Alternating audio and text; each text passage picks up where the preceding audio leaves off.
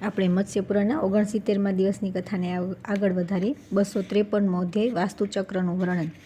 સૂતજી કહે છે કે ઋષિઓ, હવે હું ગૃહ નિર્માણના તે સમયનો નિર્ણય બતાવું છું જે શુભ સમયને જાણીને મનુષ્ય સદા ભવનનો આરંભ કરવો જોઈએ. જે મનુષ્ય ચૈત્ર માસમાં ઘર બનાવે છે તે વ્યાધિ વૈશાખમાં ઘર બનાવે તેનું અને રત્ન તથા જ્યેષ્ઠમાં મૃત્યુને પ્રાપ્ત થાય છે. અષાઢમાં નોકર રત્ન અને પશુઓની અને શ્રાવણમાં નોકરોની પ્રાપ્તિ તથા ભાદ્રપદમાં હાનિ થાય છે. આસોમાં ઘર બનાવતી પત્નીનો નાશ થાય છે. કાર્તિક માસમાં ધન ધન્યાદિ તથા માર્ગ શ્રેષ્ઠમાં શ્રેષ્ઠ ભોજ્ય પદાર્થોની પ્રાપ્તિ થાય છે. પોષમાં ચોરોનો ભય અને માઘમાં અનેક પ્રકારના લાભ થાય છે, પરંતુ અગ્નિનો પણ ભય રહે છે. ફાલ્ગુનમાં સુવર્ણ તથા અનેક પુત્રોની પ્રાપ્તિ થાય છે. આ પ્રમાણે સમયનું ફળ બતાવવામાં આવે છે. ગૃહારંભમાં અશ્વિની, રોહિણી, મૂલ, ત્રણેય ઉત્તરા, મૃગશિરા, સ્વાતિ, હસ્ત અને અનુરાધા આ નક્ષત્ર શ્રેષ્ઠ છે. રવિવાર અને મંગળવારને છોડીને બાકીના બધા દિવસ શુભદાયક છે. વ્યાઘાત, શૂલ, વ્યતિપાત, અતિગણ, વિષ્કંભ, ગંડ, પરિઘ અને વજ્ર આ યોગોમાં ગૃહારંભ કરવો નહીં. શ્વેત, મૈત્ર, માહેન્દ્ર, ગાંધવ, અભિજીત, રોહિણી, વેરાજ અને સાવિત્રી આ મુહૂર્તમાં ગૃહારંભ કરવો જોઈએ. ચંદ્રમા અને સૂર્યના બળની સાથે સાથે શુભ લગ્ન પણ જોવું જોઈએ. સર્વપ્રથમ અન્ય કાર્યને છોડીને સ્તંભારોહણ કરવું જોઈએ. આ જ વિધિ પ્રસાદ, કુવા અને વાવડીઓને માટે પણ છે. પહેલાં ભૂમિની પરીક્ષા કરીને પછી ત્યાં ગૃહનું નિર્માણ કરવું જોઈએ. શ્વેત, લાલ, પીળી અને કાળી આ 4 વર્ણવાળી પૃથ્વી ક્રમશઃ બ્રહ્માંડ આદિ 4 વર્ણોને માટે પ્રશંસિત માનવામાં આવે છે. ત્યાર પછી તેના સ્વાદની પરીક્ષા કરવી જોઈએ. બ્રાહ્મણના માટે મધુર સ્વાદવાળી, ક્ષત્રિયના માટે કડવી, વૈશ્યના માટે તિક્ત તથા શૂદ્રના માટે તુરા સ્વાદવાળી પૃથ્વી શ્રેષ્ઠ છે. ત્યાર પછી ભૂમિની પુનઃ પરીક્ષાને માટે 1 હાથ ઊંડો ખાડો ખોદીને બધી બાજુથી સારી રીતે લીપીને સ્વચ્છ કરી દેવી. પછી એક માટીના શકોરામાં ઘી ભરીને તેમાં 4 બત્તીઓ પ્રગટાવી દેવી અને તેને તે ખાડામાં મૂકી દેવું. તે બત્તીઓની શિખા 4 દિશાઓમાં હોય. જો પૂર્વ દિશાની બત્તી વધારે સમય બળતી રહે તો બ્રાહ્મણને માટે તેનું શુભ ફળ હોય છે. આ જ પ્રમાણે ઉત્તર, પશ્ચિમ અને દક્ષિણની બત્તીઓ ક્ષત્રિય, વૈશ્ય અને શૂદ્ર માટે કલ્યાણકારી સમજવી જોઈએ. જો વાસ્તુદીપક 4 દિશાઓમાં બળતો રહે તો પ્રાસાદ અને સાધારણ ગૃહ નિર્માણના માટે ત્યાંની ભૂમિ બધા વર્ણો માટે શુભ છે. 1 હાથ ઊંડો ખાડો ખોદી તેને તે જ માટીથી પૂરી દેતા એવી પરીક્ષા કરવી કે જો માટી વધી જાય, શેષ રહી જાય તો લક્ષ્મી પ્રાપ્ત થાય છે, ઓછી પડે તો હાનિ થાય છે તથા સમ રહે તો સંભાવ સમજવો. અથવા જમીનને હળ દ્વારા ખેડીને તેમાં સર્વ પ્રકારના બીજ વાવી દેવા. તે બીજ 3, 5 અને 7 રાત્રિઓમાં અંકુરિત થઈ જાય તો તેમના ફળ આ પ્રમાણે માનવા જોઈએ. 3 રાતવાળી ભૂમિ ઉત્તમ, 5 રાતવાળી મધ્યમ તથા 7 રાતવાળી ભૂમિ કનિષ્ઠ છે. કનિષ્ઠ ભૂમિનો સર્વથા ત્યાગ કરવો જોઈએ. આ પ્રમાણે ભૂમિ પરીક્ષા કરીને પંચગવ્ય અને ઔષધિઓના જળથી ભૂમિને સિંચીને પછી સોનાની સળી દ્વારા રેખા ખેંચીને 81 ખાના બનાવવા. ખાના બનાવવાની પદ્ધતિ આ પ્રમાણે છે. પીઠીમાં બોળેલા સૂતરની 10 રેખાઓ પૂર્વ પશ્ચિમ અને 10 રેખા ઉત્તર દક્ષિણ કરવી. બધી પ્રકારના વાસ્તુ વિભાગોમાં 9 અર્થાત 81 કોષ્ટ વાસ્તુ જાણવું જોઈએ. વાસ્તુશાસ્ત્રને જાણવાવાળો બધી પ્રકારના વાસ્તુ સંબંધી કાર્યોમાં આનો ઉપયોગ કરે. પછી તે કોષ્ટોમાં સ્થિત 45 દેવતાઓની પૂજા કરે. તેમનામાં 32ની બહારથી તથા 13ની અંદરથી પૂજા કરવી જોઈએ. હું તેમના નામ અને સ્થાન બતાવી રહ્યો છું, તે તમે સાંભળો. આને જાણીને મનુષ્ય ઈશાનાદિ કોણોમાં હવિષ્ય દ્વારા તે દેવતાઓની પૂજા કરવી જોઈએ. શીખી, પર્જન્ય, જયંત, ઇન્દ્ર, સૂર્ય, સત્ય, વૃષ, અંતરિક્ષ, વાયુ, પૂષા, વિતત, બૃહતક્ષ, યમ, ગંધર્વ, ભૃંગરાજ, મૃગ, પિતૃગણ, દેવારિક, સુગ્રીવ, પુષ્પદંત, જલાધિપ, અસુર, શોષ, પાપ, રોગ, અહી, મુખ્ય, ભલ્લાટ, સોમ, સર્પ, અદિતિ અને દિતિ આ 32 બાહ્ય દેવતા છે. બુદ્ધિમાન પુરુષે ઈશાનાદિ 4 કોણોમાં સ્થિત આ દેવતાઓની પૂજા કરવી જોઈએ. હવે વાસ્તુચક્રના ભીતરી દેવતાઓના નામ સાંભળો. આપ સવિત્ર, જય, રુદ્ર આ 4ની 4 બાજુથી તથા મધ્યના 9 કોષ્ટમાં બ્રહ્મા અને તેમની સમીપ અન્ય 8 દેવતાઓની પણ પૂજા કરવી જોઈએ. આ બધા મળીને મધ્યના 13 દેવતા થાય છે. બ્રહ્માની 4 બાજુ સ્થિત આ 8 દેવતા જે ક્રમશઃ પૂર્વાદિ દિશાઓમાં 2-2ની ક્રમથી સ્થિત રહે છે તે સાધ્ય નામે કહેવાય છે. તેમના નામ સાંભળો. અર્યમાન, સવિતા, વિવસ્વાન, વિબુધિપા, મિત્ર, રાજ્યક્ષમા, પૃથ્વીધર તથા 8માં આપત્સ્વ, આપ, વત્સ, પર્જન્ય, અગ્નિ અને દિતિ આ 5 દેવતાઓના વર્ગ છે. આમની પૂજા અગ્નિકોણમાં કરવી જોઈએ. તેમની બહાર 20 દેવતા છે જે 2 પદોમાં રહે છે. અર્યમા, વિવસ્વાન, મિત્ર અને પૃથ્વીધર આ 4 બ્રહ્માની 4 બાજુ 3-3 પદોમાં સ્થિત રહે છે.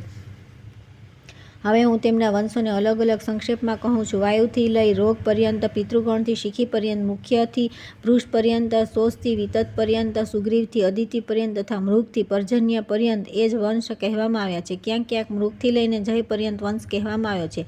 પદના મધ્યમાં આમનો જે સંગમ છે તે પદ, મધ્ય તથા સમ નામે છે. ત્રિશૂળ અને કોણગામી મર્મ સ્થળ છે જે સર્વદા સ્તંભન્યાસ અને તુલાની વિધિમાં વર્જિત માનવામાં આવ્યા છે. આ વાસ્તુચક્ર સર્વત્ર પિતૃવર્ગીય વૈશ્વાનરને અધીન માનવામાં કરવામાં આવ્યું છે તેના મસ્તક પર અગ્નિ અને મુખમાં જળનો નિવાસ છે. બંને સ્કંધો પર પૃથ્વીધર તથા અર્યમાં અધિષ્ઠિત છે. વૃદ્ધિમાને વૃક્ષસ્થલ પર આપસ્વરની પૂજા કરવી જોઈએ. નેત્રોમાં દિતિ અને પર્જન્ય તથા કોનોમાં અદિતિ અને જયન છે. કંધો પર સર્પ અને ઇન્દ્રની પ્રયત્નપૂર્વક પૂજા કરવી જોઈએ. આ જ પ્રમાણે બાહુઓમાં સૂર્ય અને ચંદ્રમાંથી લઈને 5 દેવતા સ્થિત છે. રુદ્ર અને રાજ્યક્ષમાં આ બંને ડાબા હાથ પર સ્થિત છે. તે જ પ્રમાણે સાવિત્ર અને સવિતા જમણા હાથ પર સ્થિત છે. વિવસ્વાન અને મિત્ર એ ઉદરમાં તથા પૂષા અને પાયક્ષમાં એ હાથોના મણિબંધોમાં સ્થિત છે. એ જ પ્રમાણે અસુરો અને શેષ એ ડાબા પડખામાં તથા જમણા પડખામાં વિતથ અને બૃહત અક્ષય સ્થિત છે. ઉરુ ભાગોમાં યમ અને વરુણ, ઘૂંટણો પર ગંધર્વ અને પુષ્પક બંને, જાંઘો પર ક્રમશઃ ભૃંગ અને સુગ્રીવ બંને, નિતંબો પર દૈવારિક અને મૃગ, લિંગસ્થાન પર જય અને શુક્ર તથા પગ પર પિતૃગણ સ્થિત છે. મધ્યના 9 પદોમાં જે હદ કહેવાય છે બ્રહ્માની પૂજા થાય છે.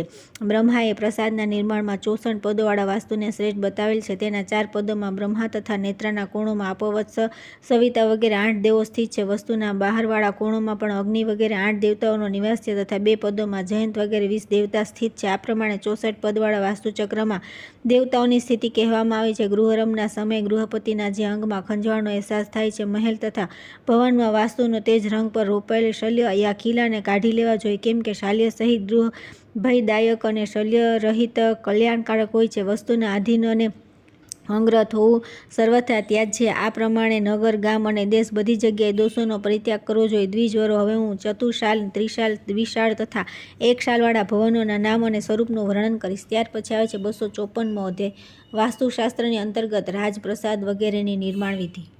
સૂતજી કહે છે કે ઋષિઓ, હું ચાતુશાલ, ત્રિશાલ, દ્વિશાલ વગેરે ભવનોના સ્વરૂપ તેમના વિશિષ્ટ નામો સાથે બતાવી રહ્યો છું. જે ચાતુશાલ ચારે બાજુ ભવન દ્વારા તથા વરંડાઓથી યુક્ત હોય તેને સર્વતોભદ્ર કહેવાય છે. તે દેવ મંદિર તથા રાજભવનના માટે મંગલકારક હોય છે. જે ચતુશાલ જો પશ્ચિમ દ્વારથી રહિત હોય તો નંદ્યાવર્તક, દક્ષિણ દ્વારથી રહિત હોય તો વર્ધમાન, પૂર્વ દ્વારથી રહિત હોય તો સ્વસ્તિક, ઉત્તર દ્વારથી વિહીન હોય તો રૂચક કહેવાય છે. હવે ત્રિશાલ ભવનોના ભેદ બતાવું છું. ઉત્તર દિશાની શાલથી રહિત જે ત્રિશાલ ભવન હોય છે તેને ધન્ય કહે છે. તે મનુષ્યને માટે કલ્યાણ અને વૃદ્ધિ કરનારું હોય છે તથા અનેક પત્રરૂપ ફળ આપનારું હોય છે. પૂર્વની શાખા રહિત ત્રિશાલ ભુવનને સુક્ષેત્ર કહે છે. ધન, યશ, આયુ પ્રદાન કરનારું તથા શોક મહનું વિનાશક છે. જે દક્ષિણની શાલાથી વિહીન હોય છે તેને વિશાલ કહે છે. તે મનુષ્યના કુળનો ક્ષય કરનારું તથા સર્વ પ્રકારની વ્યાધિ તથા ભયપ્રદ છે.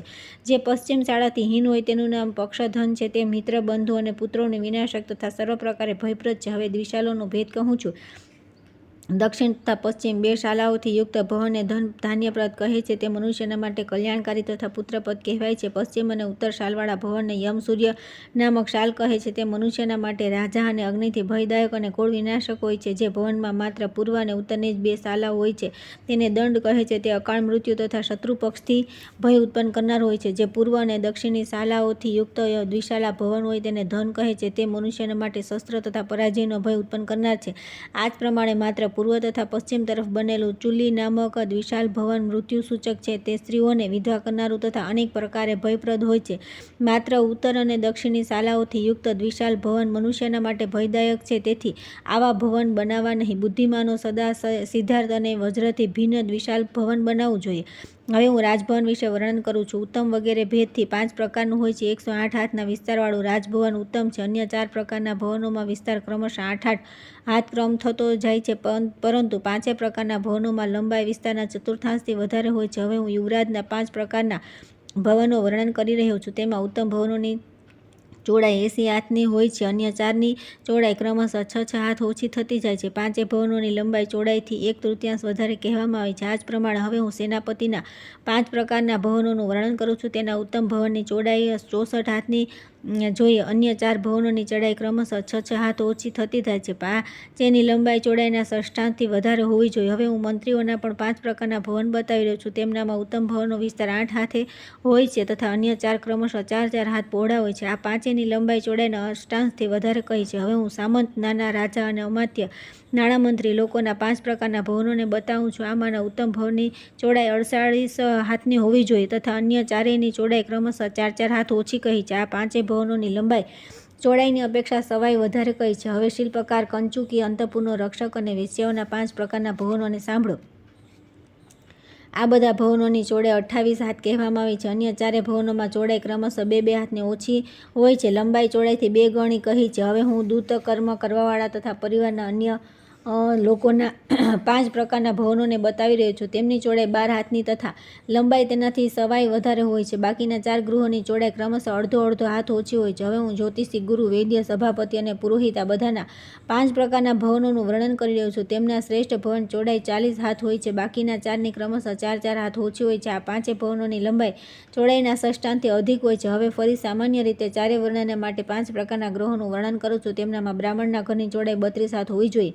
અન્ય જાતિઓને માટે ક્રમશઃ 4-4ની કમી હોય છે. અર્થાત બ્રાહ્મણના ઉત્તમ ગૃહની ચોડાઈ 32 હાથ, ક્ષત્રિયના ઘરની 28 હાથ, વૈશ્યના ઘરની 24 હાથ તથા સત શૂદ્રના ઘરની 20 હાથ અને અસત શૂદ્રના ઘરની 16 હાથ હોવી જોઈએ. પરંતુ 16 હાથથી ઓછી ચોડાઈ અંત્યજો માટે છે. બ્રાહ્મણના ઘરની લંબાઈ ચોડાઈથી દશાંશ, ક્ષત્રિયના ઘરની અષ્ટમાંશ, વૈશ્યના ઘરની તૃતીયાંશ અને શૂદ્રના ઘરની ચોથાઈ ભાગ વધારે હોવી જોઈએ. સેનાપતિ અને રાજાના ગૃહોની વચ્ચે રાજાને રહેવાનું ગૃહ બનાવવું જોઈએ. તે જ સ્થાન પર ભંડાર પણ હોવો જોઈએ. સેનાપતિના 4 વર્ણોના ગૃહોની મધ્યભાગમાં સદા રાજાના પૂજ્ય નિવાસ માટે ગૃહ બનાવવું જોઈએ. આ સિવાય વિભિન્ન જાતિઓના માટે વનેચરોને માટે શયન કરવાનું ઘર 50 હાથનું બનાવવું જોઈએ. સેનાપતિ અને રાજાના ગૃહના નિર્માણમાં 70નો યોગ કરીને 14નો ભાગ દેવામાં વ્યાસમાં શાલાનો ન્યાસ કહેવામાં આવે છે. 36 હાથ 7 આંગળ લાંબી બ્રાહ્મણની મોટી શાળા હોવી જોઈએ. તે જ પ્રમાણે 10 આંગળ વધારે ક્ષત્રિયની શાળા હોવી જોઈએ. વૈશ્યના માટે 35 હાથ 13 આંગળ લાંબી શાળા હોવી જોઈએ. તેટલા જ હાથ તથા 15 આંગળ શૂદ્રની શાળાનું પરિમાણ છે.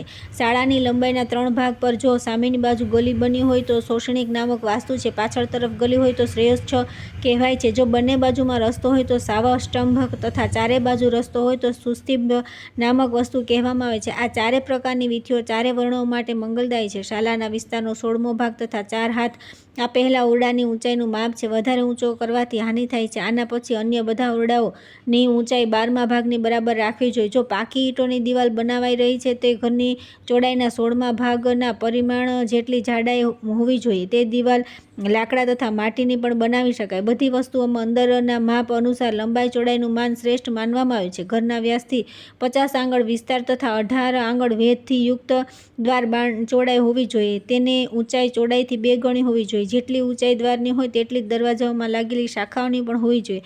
ઊંચાઈ જેટલા હાથોની હોય તેટલા આંગળ તે શાખાઓની જાડાઈ હોવી જોઈએ.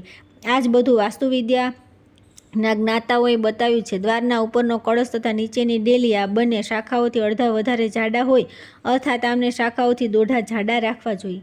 ત્યાર પછી આવે છે 255મો અધ્યાય વાસ્તુ વિષયક વેધનું વિવરણ. સૂતજી કહે છે કે ઋષિઓ, હવે હું સ્તંભના પરિમાણ વિશે બતાવી રહ્યો છું. બુદ્ધિમાન પુરુષોએ પોતાના ગૃહની ઊંચાઈના માપને 7થી ગુણા કરી તેના 80મા ભાગની બરાબર ખંભાની જાડાઈ રાખે. તેની જાડાઈમાં 9થી ગુણા કરી 80મા ભાગ જેટલો ખંભ રાખવો જોઈએ. 4 ખૂણાવાળો ખંભ રૂચક, 8 ખૂણાવાળો વજ્ર, 16 ખૂણાવાળો દ્વિવજ તથા 32 ખૂણાવાળો પ્રલિનક કહેવામાં આવે છે.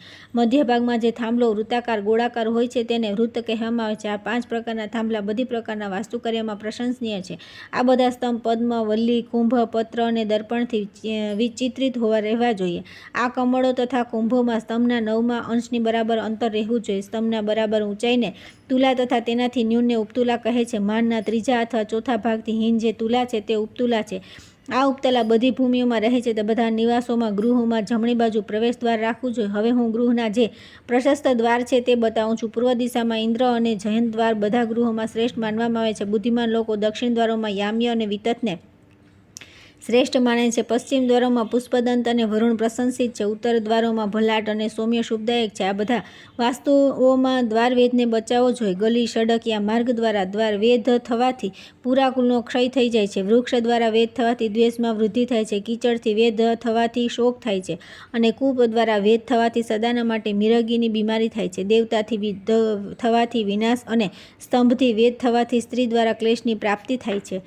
એક ઘરનો બીજા ઘરમાં વેધ પડવાથી ગૃહપતિનો વિનાશ થાય છે તથા અપવિત્ર દ્રવ્યાદિ દ્વારા વેધ થવાથી ઘરની સ્વામીની વંધ્યા થઈ જાય છે. અત્યંતના ઘર દ્વારા વેધ થવાથી હથિયારથી ભય પ્રાપ્ત થાય છે. ગૃહની ઊંચાઈથી 2 ગણી ભૂમિની દૂરી પર વેધનો દોષ થતો નથી. જે ઘરના દ્વાર હાથ લંબા લગાવ્યા વિના સ્વયં ખુલી જાય છે તે ઘરના રહેનારો ઉન્માદ રોગ થાય છે. એ જ પ્રમાણે સ્વયં બંધ થઈ જવાથી કુળનો નાશ થાય છે એવું વિદ્વાન લોકો કહે છે. ઘરના દરવાજા તો પોતાના માપથી વધારે ઊંચા હોય, રાજભય તથા નીચા છે તો ચોરનો ભય રહે છે. દ્વારના ઉપર જે દ્વાર બને છે તે યમરાજનું મુખ કહેવાય છે. માર્ગની વચ્ચે બનેલા જે ઘરની ચોડાઈ બહુ વધારે હોય છે તે વજ્રની જેમ શીઘ્ર ગૃહપતિના વિનાશનું કારણ બને છે. જો મુખ્ય દ્વાર અન્ય દ્વારોથી નિષ્કૃષ્ટ હોય તો તે બહુ મોટું દોષકારક છે. તેથી મુખ્ય દ્વારથી બીજા દ્વારો મોટા હોવા શુભકારક નથી. ઘટ, શ્રીપર્ણી અને લતાઓથી મૂળ દ્વારને સુશોભિત રાખવું જોઈએ અને તેની દરરોજ પૂજા કરવી જોઈએ. ઘરની પૂર્વ દિશામાં વડનું વૃક્ષ બાંધી કામનાઓને પૂર્ણ કરે છે. દક્ષિણમાં ગુલમર અને પશ્ચિમમાં પીપલનું વૃક્ષ શુભકારી છે. આ જ પ્રમાણે ઉત્તરમાં પાકડનું વૃક્ષ મંગલકારી છે. આનાથી વિપરીત દિશામાં રહેવાથી વિપરીત ફળ મળે છે. ઘરની પાસે જો કાંટા અને દૂધવાળા વૃક્ષ, આસાનું વૃક્ષ તથા ફળવાળા વૃક્ષ હોય તો તેમનાથી ક્રમશઃ સ્ત્રી અને સંતાનની હાનિ થાય છે. જો કોઈ તેને કાપી ન શકે તો તેમની નજીક અન્ય શુભદાયક વૃક્ષો લગાવી દેવા. પૂનાંગ, અશોક, મોલસરી, શમી, તિલક, ચંપો, દાડમ, પીપર, દ્રાક્ષ, અર્જુન, જાંબીર, સોપારી, ફણસ, કેતકી, માલતી, કમલ, ચમેલી, મલ્લિકા, નાળિયેર, કેળા તથા પાટલ આ વૃક્ષોથી સુશોભિત ઘરલક્ષ્મીનો વિસ્તાર કરે છે. ત્યાર પછી આવે છે 256મો અધ્યાય વાસ્તુ પ્રકરણમાં ગૃહ નિર્માણ વિધિ. સૂતજી કહે છે કે ઋષિઓ બુદ્ધિમાન પુરુષ ઉત્તર તરફ ઝૂકેલી અથવા સમાન ભૂમિની પરીક્ષા કરીને ઉપર કહેલી રીતિઓ પ્રમાણે સ્તંભની ઊંચાઈ વગેરેનું નિર્માણ કરાવે. બુદ્ધિમાન પુરુષે દેવાલય, ધૂર્ત, સચિવ્યા 4 રસ્તાની પાસે ઘર બનાવવું નહીં, કેમ કે એનાથી દુઃખ, શોક અને ભય રહે છે. ઘરની ચારે બાજુ અને દ્વારની સામે અને પાછળ થોડી જમીનને છોડી દેવી જોઈએ. પાછળનો ભાગ દક્ષિણાવર્ત રહે તો ઠીક છે. દક્ષિણ ભાગમાં ઊંચું ઘર સંપૂર્ણ વાસ્તુના નામે કહેવાય છે તો મનુષ્યની સર્વ કામનાઓને પૂર્ણ કરે છે. આ પ્રકારના પ્રદેશને જોઈ પ્રયત્નપૂર્વક ગૃહારંભ કરવો જોઈએ. સર્વપ્રથમ વેદજ્ઞ પુરોહિત શ્વેત વસ્ત્ર ધારણ કરીને કારીગરની સાથે જ્યોતિષીના કંથનાનુસાર શુભ મુહૂર્તમાં બધા બીજોથી યુક્ત આધારશિલાને રત્નની ઉપર સ્થાપિત કરે. ફરી 4 બ્રાહ્મણો દ્વારા તે સ્તંભની સારી રીતે પૂજા કરવી અને સર્વ ઔષધિઓ પૂજિત કરીને પૂર્વવત મંત્રોચ્ચારણ, વાજિંત્ર, માંગલિક ગીત વગેરે સ્થાપિત કરી દે. બ્રાહ્મણોને ખીરનું ભોજન કરાવે અને વાચસ્પત તે પ્રજા નિહિત આ મંત્ર દ્વારા મધ અને ઘીથી હવન કરાવે. વાસ્તુયજ્ઞ 5 પ્રકારના છે: સૂત્રપાત, સ્તંભારોહણ, દ્વાર વંશોચ્છ, ગૃહપ્રવેશ અને વાસ્તુ શાંતિ. આ બધાનું પૂર્વવત કાર્ય કરવાનું વિધાન છે. ઈશાન કોણમાં સૂત્રપાત અને અગ્નિકોણમાં સ્તંભારોપણ થાય છે. વાસ્તુના પદચિહ્નોને બનાવીને તેની પ્રદક્ષિણા કરવી જોઈએ. બધા વાસ્તુ વિભાગોમાં જમણા હાથની તર્જની મધ્યમાં અને અંગૂઠાથી મૂંગા રત્ન અને સુવર્ણના ચૂર્ણથી મિશ્રિત જલ દ્વારા પદ્મચિહ્ન બનાવવા શ્રેષ્ઠ છે. રાખોડી, અંગારા, કાષ્ઠ, નખ, શસ્ત્ર, ચર્મ, શીંગડું, હાડકું, ખોપડી આ વસ્તુઓ દ્વારા ક્યાંય પણ વાસ્તુના ચિહ્ન બનાવવા ન જોઈએ, કેમ કે આમના દ્વારા બનાવેલા ચિહ્ન દુઃખ, શોક અને ભય વગેરે ઉત્પન્ન કરે છે. જે સમયે ગૃહપ્રવેશ થાય તે સમયે કારીગરનું પણ હોવું ઉચિત છે.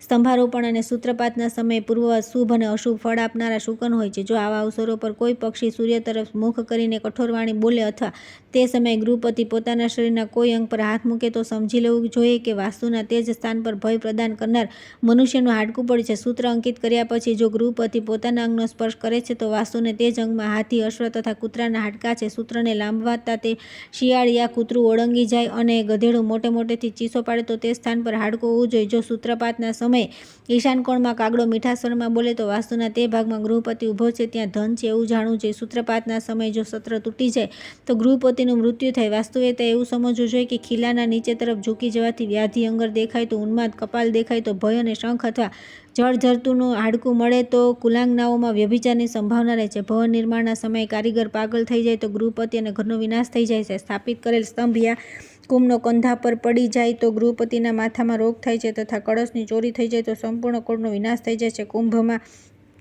પોતાનું સ્થાનથી ચ્યુત થવું ગૃહસ્વામીનું મૃત્યુ સૂચવે છે તથા ફૂટી જાય તો તે બંધનમાં પડે છે એવું પંડિતોએ કહ્યું છે. ગૃહારંભના સમયે હાથોની પરિમાણ સંખ્યા નષ્ટ થઈ જવાથી ગૃહપતિનો નાશ સમજવો જોઈએ. બીજ અને ઔષધિઓથી વિહીન થવાથી ભૂતોથી ભય હોય છે. તેથી વિચારવાન પુરુષ પ્રદક્ષિણ ક્રમથી અન્ય સ્તંભોની સ્થાપના કરે, કેમ કે પ્રદક્ષિણ ક્રમ વિના સ્થાપિત કરવામાં આવેલ સ્તંભ મનુષ્યના માટે લાભદાયક હોય છે. સ્તંભના ઉપદ્રવોનો વિનાશ કરનારી રક્ષાવિધિ પણ પ્રયત્નપૂર્વક કરવી જોઈએ. તેના માટે સ્તંભની ઉપર ફળોથી યુક્ત વૃક્ષની શાખા નાખી દેવી જોઈએ. સ્તંભ ઉપરિયા પૂર્વ તરફ ઢળતો હોવો જોઈએ. અસ્પષ્ટ દિશામાં કરાવોની આ વાતનું ભવન, સ્તંભ, નિવાસગૃહ તથા દ્વારા નિર્માણના સમયે પણ રાખવું જોઈએ, કેમ કે દિશાની અસ્પૃષ્ટતાથી કુલનો નાશ થાય છે. ઘરના કોઈ અંશને પિંડથી પણ આગળ વધારવો ન જોઈએ.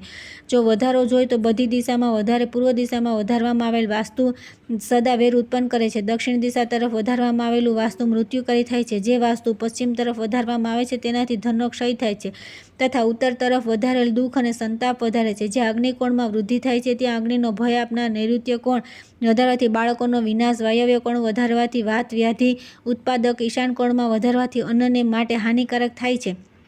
ગૃહના ઈશાન કોણમાં દેવતાનું સ્થાન અને શાંતિગૃહ, અગ્નિકોણમાં રસોઈ ઘર અને તેની બાજુ ઉત્તર દિશામાં જળ સ્થાન હોવું જોઈએ. બુદ્ધિમાન પુરુષ બધી ઘરેલું સામગ્રીઓને નૈઋત્ય કોણમાં રાખે. પશુઓ વગેરે બાંધવાનું સ્થાન તથા સ્નાનઘર ઘરની બહાર બનાવો. વાયવ્ય કોણમાં અન્નાદિનું સ્થાન બનાવે. આ જ પ્રમાણે કાર્યશાળા પણ નિવાસ સ્થાનથી બહાર બનાવવી જોઈએ. આ પ્રમાણે બનાવેલું ભવન ગૃહપતિને માટે મંગલકારી થાય છે. ત્યાર પછી આવે છે 257મો અધ્યાય ગૃહ નિર્માણ વાસ્તુકાર્યમાં ગ્રાહ્ય કાષ્ઠ. સૂજી કહે છે કે ઋષિ, હવે હું ઉત્તમ કાષ્ઠ લાવવાની વિધિ બતાવું છું. ધનિષ્ઠા વગેરે 5 નક્ષત્રોને બાદ ભદ્રા વગેરેને છોડીને જ્યોતિષી દ્વારા બતાવવામાં આવેલા શુભ દિવસે બુદ્ધિમાન પુરુષ કાષ્ઠ લાવવા માટે વનમાં જઈ સર્વપ્રથમ ગ્રહણ કરવામાં આવતા વૃક્ષની બલિપૂજા કરવી જોઈએ. પૂર્વ તથા ઉત્તર દિશા તરફ ઝૂકેલું વૃક્ષનું કાષ્ઠ ગૃહ નિર્માણમાં મંગલકારી હોય છે તથા દક્ષિણ તરફ ઝૂકેલું વૃક્ષ અશુભ હોય છે. દૂધવાળા વૃક્ષોનું કાષ્ઠ ઘરમાં ન લેવું જોઈએ. જે વૃક્ષ પક્ષીઓ દ્વારા અધિષ્ઠિત તથા વાયુ અને અગ્નિથી પીડિત હોય, હાથી દ્વારા તોડેલું હોય, વીજળી પડવાથી બળી ગયું હોય, જેનો અડધો ભાગ સુકાઈ ગયો હોય યા તો થોડો ભાગ તૂટી ફૂટી ગયો હોય, તો અસ્વસ્થ વૃક્ષ,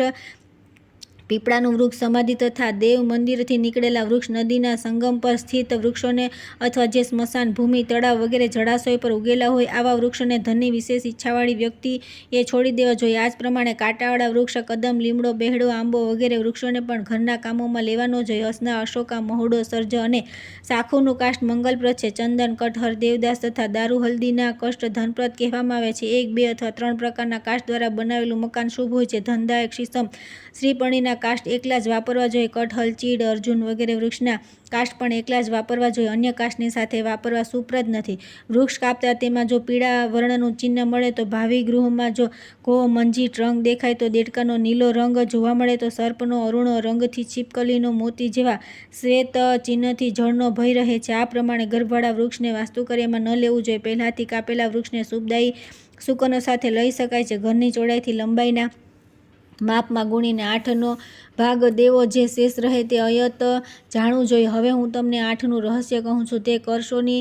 ક્રમશઃ ધજા, ધૂમ, સિંહ, ખર, શ્વાન, વૃષભ, હાથી અને કાંક સંજ્ઞા થાય છે. ચારે બાજુ મુખવાળી તથા વિશેષતઃ પશ્ચિમ દ્વારવાળી ધજા શુભકારી છે. સિંહનું ઉત્તર, વૃષભનું પૂર્વ, હાથીનું દક્ષિણ મુખ કષ્ટદાયી છે. 7 વિભાગો દ્વારા આને કહેવામાં આવેલ છે. 1 હાથી ધજાને, 3 હાથી સિંહ અને 5 હાથી વૃષભને કહ્યો છે.